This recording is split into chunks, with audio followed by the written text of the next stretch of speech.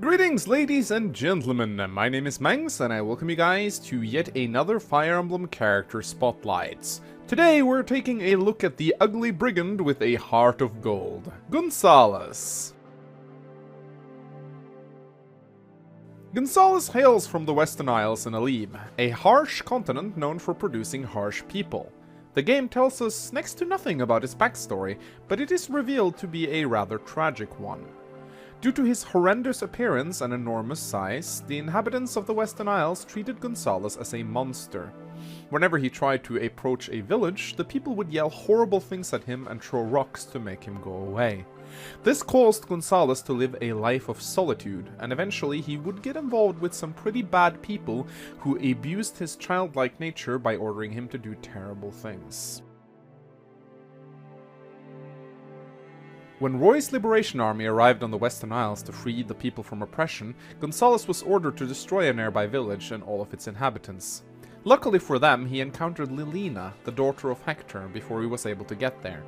Lilina immediately recognized the sadness in Gonzales' eyes and reached out to help him.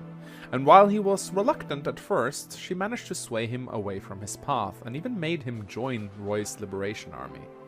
It is quite obvious Gonzales was quite smitten with Lilina, something Roy most definitely did not approve of, but Lilina seemed to develop a soft spot for the giant, though it is never fully revealed if it was a bond of love or friendship.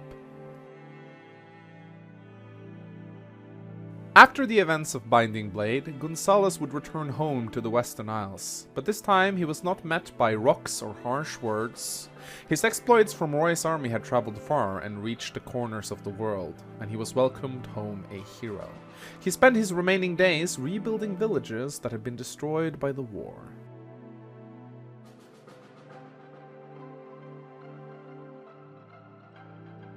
Gonzales is an absolute brute of a man, almost on the verge of being a giant. He's cursed with an ugly appearance, however, which makes his childlike smile more creepy than adorable. He has an extremely muscular build, an iconic trait he shares with many other natives from his homeland, though he is considered exceptionally large, even by Western Isle standards. Gonzales can barely speak, as he struggles piecing together basic sentences. This probably stems from a life of isolation, or it could have been the side effect of taking too many rocks to the head from angry villagers. Despite the world treating him so cruelly, however, he is shown to have a heart of gold, and is really nothing more than a big child trapped in the body of a monster.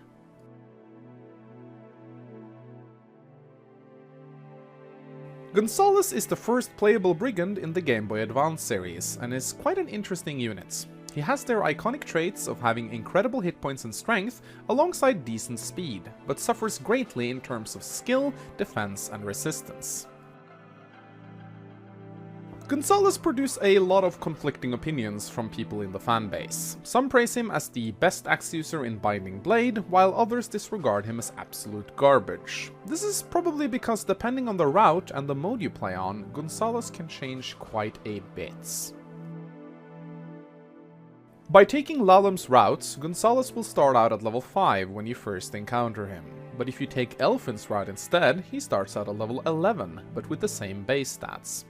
Obviously, if you want to build a strong Gonzales for the endgame, Lalum's route is preferable, as he has 6 more levels to grow on. Yet, with Elfin's routes, Gonzales is ready to promote the moment you get him, which is preferable for people doing ranked speedruns. Gonzales also gains a substantial boost on hard mode, as Binding Blade's enormous hard mode bonuses will greatly increase his usefulness from the get-go. If you plan on using Gonzales, you have to take some precautions. His skill is without a doubt his greatest weakness.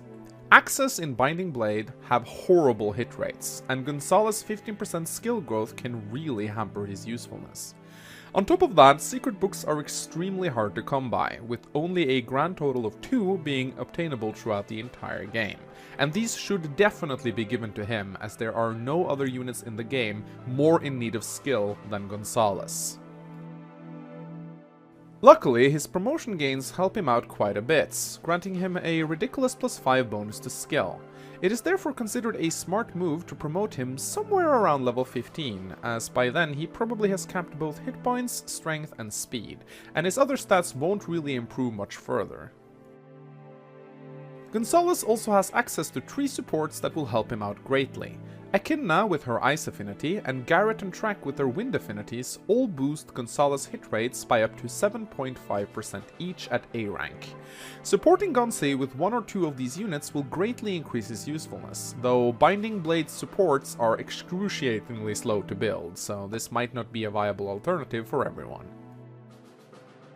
Despite having an absurd amount of hit points, Gonzales is surprisingly frail, especially at early levels. It is not recommended to have him take multiple hits on the front lines, as his low defense and resistance will cause his hit points to quickly melt away. Giving him a talisman or dragon shield is not a bad idea, but since he's already calling dibs on the secret books, there might be other units needing those stat boosters more. Since Gonzales is recruited by Lilina, it is recommended to have her hold on to an iron axe as well as possibly a hand axe in the chapter he appears, to quickly trade over the moment she recruits him, as Gonzales comes foolishly equipped with the devil axe, a weapon he most definitely should not be using. Due to his amazing constitution, Gonzales can wield almost any axe in the game without penalties. Once he promotes to a berserker, he can wield even the mighty brave axe completely unhinged. This, combined with his fantastic speed, will make Gonzales double most enemies he'll encounter. Berserkers are also on steroids in Binding Blade, boosting a whopping 30% bonus to their crit rates. If you give Gonzales a killer axe, it is not unusual to watch his crit rating go higher than his hit rating. Taking advantage of the weapon triangle is essential when using Gonzales. He can absolutely decimate lance users, and this will prove useful as Roy and his army will be fighting a shit ton of cavaliers, soldiers and Pegasus Knights on the Western Isles. If you want to have a good time, give him the halberd and watch him decimate entire battalions of mounted units. In the chapter after Gonzales is recruited, you also get access to a Sword Reaver. With this axe, Gonzales will be able to reliably fight sword users, greatly increasing his utility. Without it, however, he should be kept far away from enemy mercenaries and myrmidons. Overall, I find Gonzales to be an extremely good unit if you know how to use him. I can certainly understand why players shun away from his horribly low hit rates, but watching Gonzales used correctly is an absolute treat to the eye. Take good care of this big baby, and he'll be sure not to disappoint you.